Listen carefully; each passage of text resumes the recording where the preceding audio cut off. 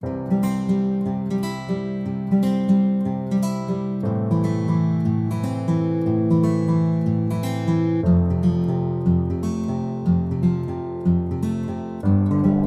next speaker is Vrishank Anand. He's a sixth grader at GEMS Modern Academy, Dubai. He's an avid reader. He writes short stories and likes to play sports. Cricket and soccer is his favorite. He has been part of debate teams in his school. He's fascinated by math and pursues this interest with Ganit Manthan. And he's also completed all the UC Maths levels. He will be presenting the topic Mathematics Through a Cricketing Lens. Welcome, Vrishank. Thank you so much, ma'am and sir, for giving me this opportunity to speak, firstly. But today, what I wanted to share with all of you was how I see mathematics through cricket, which is one of my favorite hobbies. So, today, I'll be taking you through mathematics via a cricketing lens. Now, just to give you a bit of an introduction about myself, the reason I love cricket is because of its spirit and that feeling when you strike the ball or get someone out. Well, not only that, but we learn so many things out of cricket, such as team building, communicating, understanding strengths and weaknesses, and learning how to bowl the right ball also makes you think a lot and makes your brain work in multiple ways. And as the same way, how to choose the right ball to hit for a boundary. In maths, I love all the calculation methods that you can learn, how you can relate it with the real world problems in topics such as how to set a target, etc. So, I'll just be giving you a preview of what I'm going to be talking about. Well, cricket and maths are actually inseparable, as is maths with everything else in our daily life. You can see maths every single day, it's always there somewhere. Cricket has basic operations such as addition, subtraction, division, multiplication, and average. We can see geometry such as boundary, the fielding positions such as square leg, point, and algebra and trigonometry, which is playing inside the V, Duckworth-Lewis method, ball tracking. Just to, if you do not understand what playing inside the V means, it means playing between two fielders in a match. And we can also see many graphs in the scoreboards, such as the run rate table and ultra edge. Well, all of our understandings of mathematic concepts just keeps getting better and better as we see cricket. Well, after I started to see cricket, what happened to me was I started to get way better with the times table of six, as you can always see six somewhere in cricket. Now, let's talk about the cricketing gear. Well, in cricket, there are always three main gears you need: there's the bat, there's the ball, and there are the stumps. And what can we see in these three? Well, we can see so many different shapes, we can see diameters, etc. Well, let me take you through all of them. In a bat, the bat has the three main shapes: cylinder, rectangle, and a slope. The reason why the bat has a rectangular shape is because the bat can get more contact with the ball in the middle of the bat, which is the best place to actually strike the ball and play strokes or hit it for a boundary. It is often called the meat of the bat. Now, also to talk about the slope, this is because the slope is also known as the handle, so that you can get a good grip on the bat. Now, let's go on to the ball. The ball has the circular shape and the seam, which is also the diameter of the ball. The seam is the diameter, which also gives the bowler a good grip. Generally, the bowler's two fingers are either close to each other on the seam or spread out in the two ends of the seam, depending on how you want to swing the ball or move it. Now, secondly, why exactly is a cricket ball shaped like a circle? This is mostly due to easier grip and so that the bowler can hold the ball easily. It is also due to physics. For example, if the ball is bowled in such a way that the seam hits the pitch when it bounces, this irregularity can cause the ball to move sideways or deviate sideways. In other ways, this can help the ball swing better. And lastly, we have the stumps. The stumps, if the ball touches the stumps or knocks the bail off, that means you get a wicket, depending if it's not a no ball.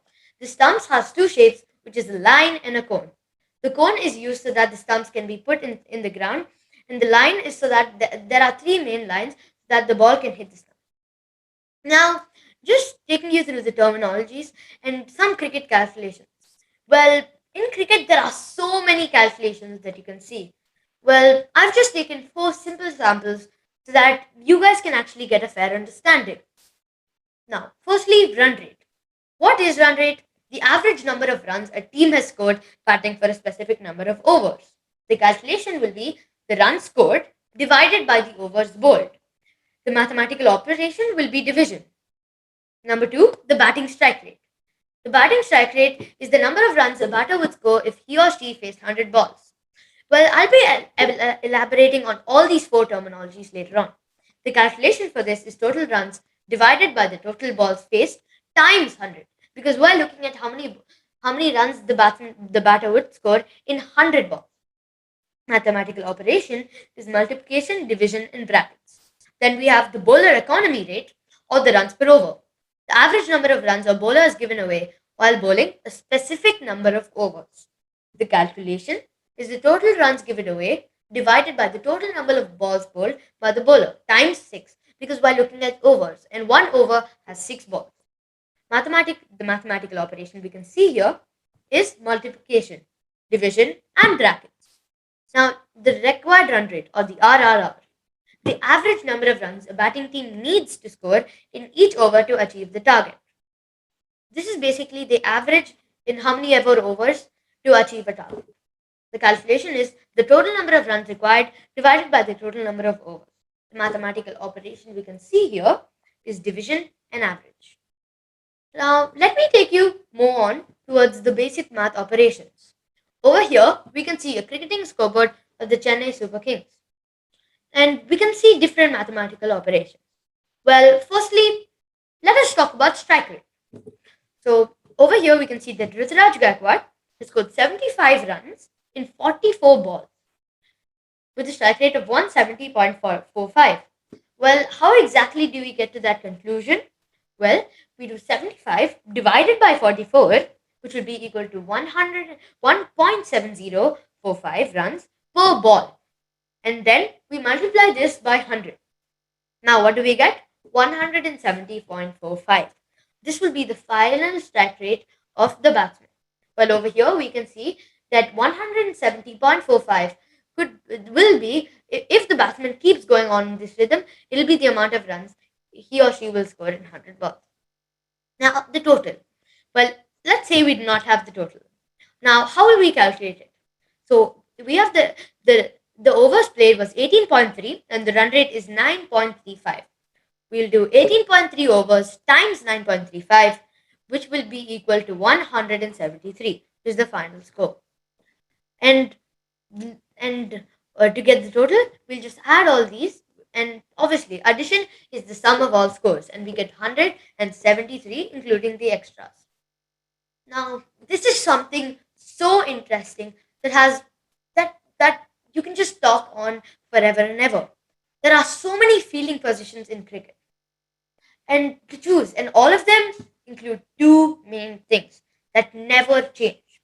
There is always strategy and maths. Talk about them, all the fielding setups need to be positioned in different angles to satisfy where the bowler is bowling. For example, let's say the bowler is bowling wide on off stump. Then there's more chance that the cover sweeper will be outside the circle in order to save the boundaries. Because if the bowler bowls the ball on this side, which is wide on off, then the batsman cannot hit it over here, but mostly he'll hit it to cover sweeper. So this is why this is how strategy comes into place. But after this, how does maths come into place? Well, the different fielding positions are always at angles. For example, let's say that over here, this is the batsman, and the batter is a right hand batsman. So we can see that this is the dividing line between the offside and the leg side, and this is the middle, which is the stump. So over here, we can see that all the fielders on the left hand side of the batsman are all in an acute angle. right hand side of the batsman are all in an acute angle, and all the fielders to the left side of the batsman are all in an obtuse angle. And and also these are all just in front of the wicket. Um, the fielders that are behind the wicket are also in negative angles. Now, moving on to the scoring graphs. Well, what exactly is a graph? To understand that, a graph is basically a way of representing different data sets. So there are numerous graphs in cricket, but I just wanted to tell you about two: the run rate graph and the Manhattan. Just a fun fact about the Manhattan: it is a place in New York with tall buildings. Now, what is a run rate graph? Well, it is a trend comparison that denotes how the two teams have performed when it was their turn to bat. Well, you can see that the red representing line is the Chennai Super Kings, and the blue line is Sunrisers Hyderabad. In this case, it indicates that the Chennai Super Kings consistently, that their line is higher, which means that they've consistently performed better than Sunrisers Hyderabad, and they've been able to score the same amount of runs that Sunrisers Hyderabad have scored in their 20 overs in less than 19 overs. It also shows that they were able to achieve it because in smaller number of overs, because they scored more runs per over than SRH. The bar graph also shows a comparative analysis of how both teams have scored every over, and the Manhattan is basically a bar graph. Well, just to take an example for you guys, for you all, Chennai, over here in the first over, we can see that Chennai Super Kings have scored 5 runs and Sunrisers Hyderabad have scored about 3 runs, or less than 5 runs. Now, moving on to the Duckworth-Lewis method. Duckworth-Lewis method is one of the more irregular methods, or to actually say it in a better way, is one of the most complicated methods in cricket, and it involves a lot of math. The Duckworth-Lewis method is basically a way of arriving at the target if the team batting second do not have the same conditions to play. A delay, a rain, a thunderstorm, or an early finish or interruption will reduce a team's resources and mean they no longer have the same resources available. At the start, both teams have 100% of the resources. For ODIs, which I've taken, it'll be 50 overs and 10 wickets to score or achieve the target. To calculate a fair target for Team 2 to achieve, the Duckworth-Lewis method uses the following equation. Team 2's equivalent score, which is the needed score, equals Team 1's score times Team 2's resources divided by Team 1's resources. I mean, at this point, you might not understand, but I'll be explaining it to you at the point of interruption. We round up this pass score to the nearest number to get the target Team 2 needs to win the match. For example, a rain delay means Team 2 have only 80% of the resources. I'm just taking 80% of the resources.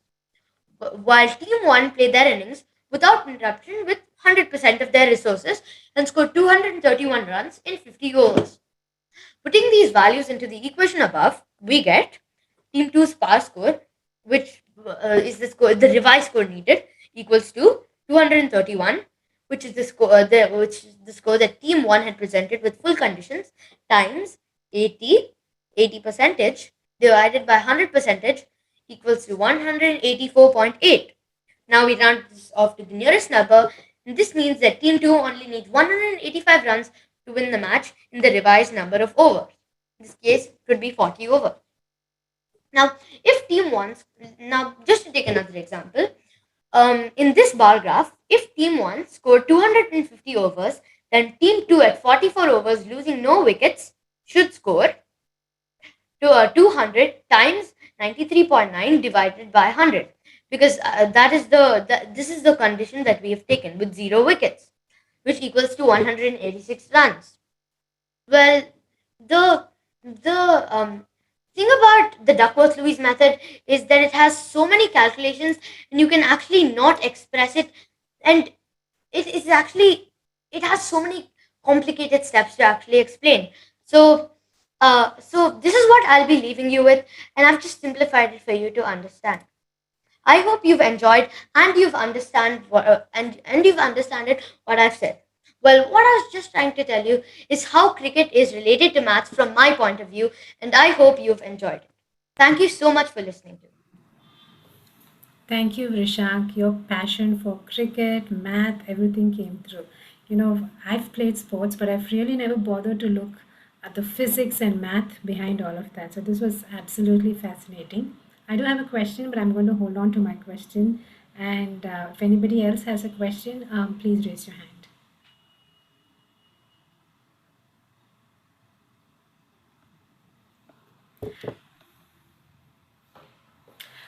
So Vrishank, you talked about a lot of mathematical concepts that were covered. Um, from simple addition, subtraction, averages to comparative analysis and graphing and all of that. So for the educators here, do you think taking a sport like cricket, which a lot of people love cricket and watch cricket on a regular basis, taking something like that and teaching subjects that may not be of great interest to everybody, like math, some of us love math, some of us don't. So do you think taking a subject like math through the lens of cricket is a great way for teachers to introduce mathematical concepts? Definitely. I feel that actually this could be implemented in many different subjects because I mean it just shows that there is an interconnectedness between different subjects. And there's always a way of actually finding the different interconnectedness. And it also shows the value of different subjects. So I completely agree and I feel that should act yeah, I completely agree with that. It was such an articulate answer, Prashant. Thank you. Anybody else have any questions? Oh, there's a couple of questions. Can we unmute Gayatri? I think that's Vagisan. I've unmuted Ashwin. Okay, Ashwin, please go ahead. Uh, yeah, hi. Yeah, Vrishank, it was a really nice talk. Yeah, I was very happy to hear this because when I was a kid, I also used to think of the same things only. You mentioned run rate, right? Now, there is one thing I wanted to point out. So, uh, normally, if you have an average and you have a number, you can just multiply to get the initial quantity, right? But that will not directly work in cricket. So, for example, if you have 1.3 overs and the run rate is 10, will you be able to calculate how many runs the team has scored? No, what I was trying to say is that that team has finished their total innings. Hmm. So how you can actually calculate it? So Hmm. if you're saying that in 1.3 overs they are scoring 10, then what you'll actually have to do is you can only check that they'll be scoring 15 runs in 2 overs, or you can only be saying that how many runs they'll be scoring in 20 overs. Yeah. Hmm. Yeah, right. No, what I wanted to point out was that you cannot multiply the run rate and the number of overs directly, Yeah. especially when you have overs which are like partially filled. Because in a normal case, you will have 10 decimal numbers, but for overs, you only have six balls. So, yeah, that is just something I wanted to point out. Okay.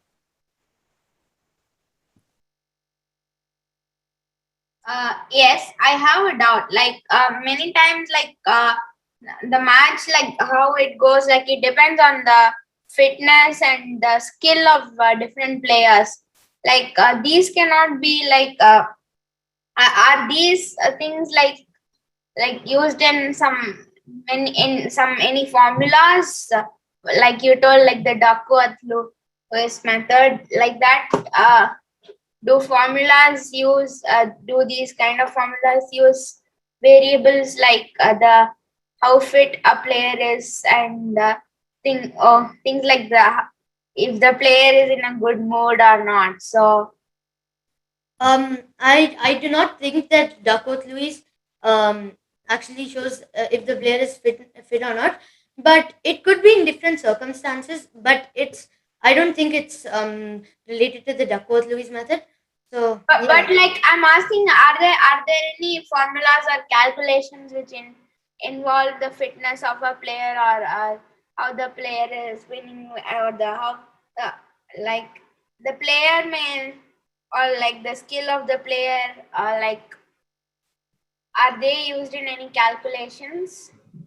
Well, through what I can understand, you can maybe say that how many runs a player has scored in their entire career. But I mean, if you are talking about the emotions of the player, I'm not actually sure right now. So Oh, like then about the fitness of the player. I'm not sure. Oh, okay. Can Got I it. just jump in here? I think the question that Vagisan asked is a wonderful question because Duckworth-Lewis does not actually consider a lot of other parameters, like what he said, how the fitness of the player, or maybe maybe some other circumstances which for example, on whose ground the match is being played. Is it in the home ground or is it in a different country? Because the performance of the teams will also change Yeah, it will accordingly, right? vary.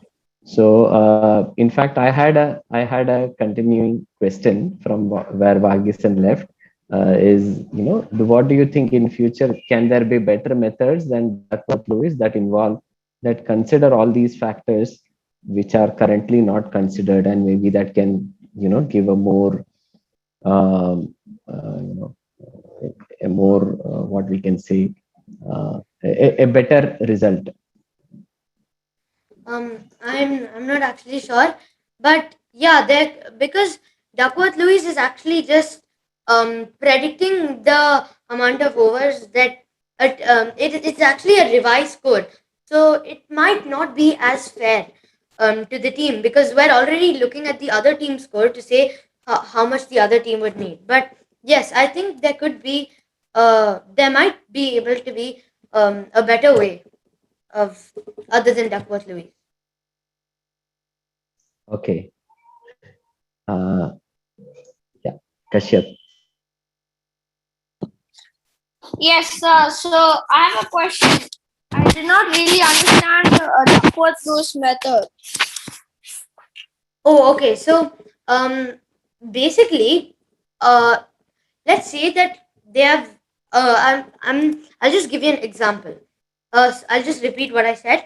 So, what Duckworth-Lewis basically is, what it is it gives a revised score to actually see if the team will win, or it'll actually calculate if the team has already won. In the case the match has been abandoned, which is actually a little more advanced. So I'll not be explaining that. But um, I mean, if you actually want to understand Duckworth-Lewis method, it actually takes a long time and a long process to actually understand it. And I'm just trying to provide a base so that you can get the small understanding. So I'll just repeat what I said. So what I'm saying in my case is that if a team has scored 231 runs in 50 overs, and the condition is that so what we're saying is that the conditions for the other team, they cannot play the full 50 overs. If we're saying 80 percentage of the conditions, that means that they only have 40 overs to play, and so we're taking 80% from 100 so that we can get the revised total. So we get 185 runs, which will be the amount of runs needed to win the match for the other team, the revised number of overs. Okay, thank you. Kashyap, just on a lighter note, in cricket, they say the only two people who understood Duckworth-Lewis method is Duckworth and Lewis. Nobody else understood it completely. Yes, sir. That's just on a lighter note. Yeah. I think we have some questions on chat or some Yeah. observations from Lalita Shivaprasad. So there is a better method called the Jayadevan method, which is, however, not recognized by ICC. Any idea about that, Vrishank? Or I've actually not looked at that, but I mean, if you want to share information, uh, uh, because I haven't actually looked at that. So something, I guess, for you to explore yeah. after this session. Lalita, you want to say something about that method? Yeah, this is Shiva. In fact, I think it's a very good presentation, Sai. All I'm saying is Duckworth Lewis is basically works on the principle of resources available, wickets and overs left. Okay, and what they do is that they look at the past data and then come back and tell you what should be the revised score therefore, right? Because how many wickets you have in hand, and therefore how much more you need to do in the given number of overs that are left, and therefore that's a moving target. There has been a lot of discussion around this. Of course, Duckworth-Lewis, in fact, Vinay Nair sir is very, very charitable. Even Duckworth and Lewis don't understand their own method, in my opinion. Okay. There is a Jaidevan method, which is actually a professor in IISc. He has done this. But for some reason, they have not recognized that method. Now, I really have not dwelled deep into the different variables they are using, but it is available on the net. You can go and look that up, and it will make for very interesting reading. Thank you. Thank you, sir. And I think, Vrishank, homegrown ideas have to be encouraged. So definitely you should take a look and see what this is about after this session. Thank you, sir, for sharing that with us. Do we have any more raised hands, Vinay? Yeah. So one is that in that for that measure, the Duckworth-Lewis system is flawed, and there's nothing that can improve it, and nothing is really perfect because for all we know, a person can just hit 4 sixes in the last over and win the game. I think that's what happened yesterday as well. Yeah. Yeah. And also there's also something called NRR, which is net run rate, which is used to calculate a team, which if two teams are equal in points on a point. Yeah. The net run rate is used to calculate like which team has the better. Yeah. The net run rate is essentially the run rate of everything. The run rate of all of your batting performances minus the run rate of all of your bowling performances, which is what I wanted to say. Yeah. Okay.